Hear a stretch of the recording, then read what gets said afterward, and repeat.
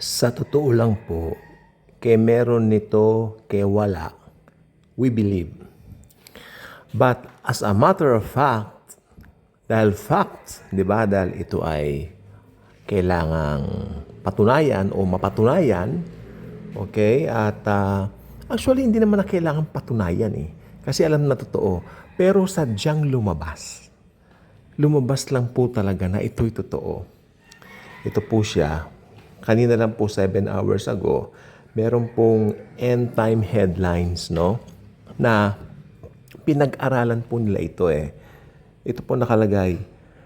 Una, nagbigay muna ng verse ang mga tao tungkol po dito sa katotohanan na ito. Tapos ibinigay nila yung kung sino yung naka-discover o sino yung nakapag-aral nito, di ba? Ito po siya. Sa post po ito ni Harry Lucarini, no?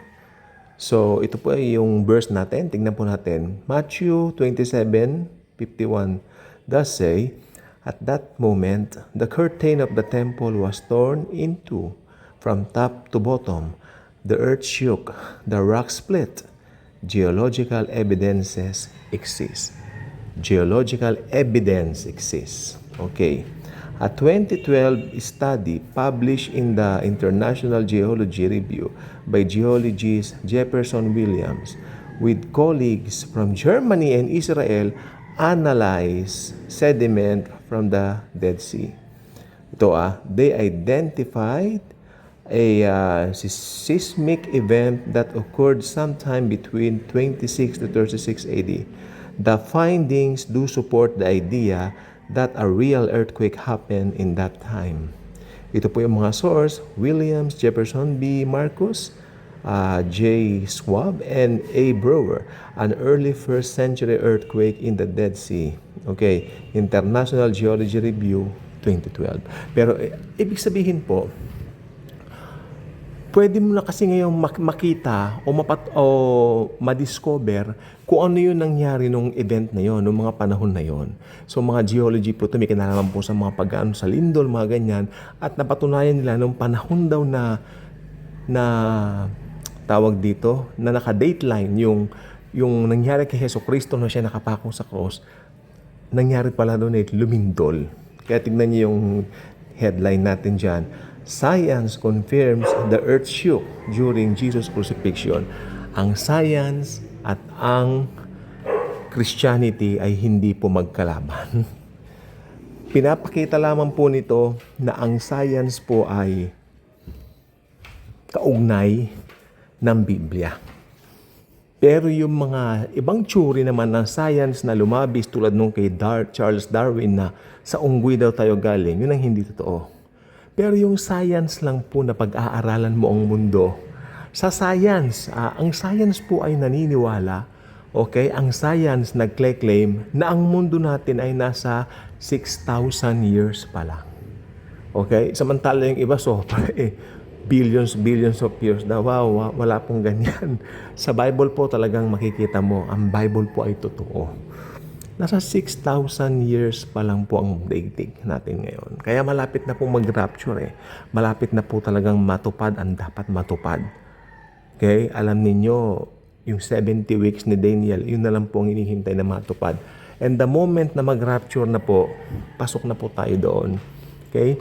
Pero nakakatuwa naman po bago mag-rapture, ipinapakita ni Lord Jesus yung kanyang truth sa mga tao like this findings and discovery na nakita po ninyo, di ba? Kasi marami pong mga makabagong mga kagamitan ngayon, no? Mga tawag dito, marami tayong mga aparato ngayon, mga gadget ngayon na pwede natin gamitin kung paano natin madedetect ang nakaraan. In fact, may AI na po tayo ngayon eh.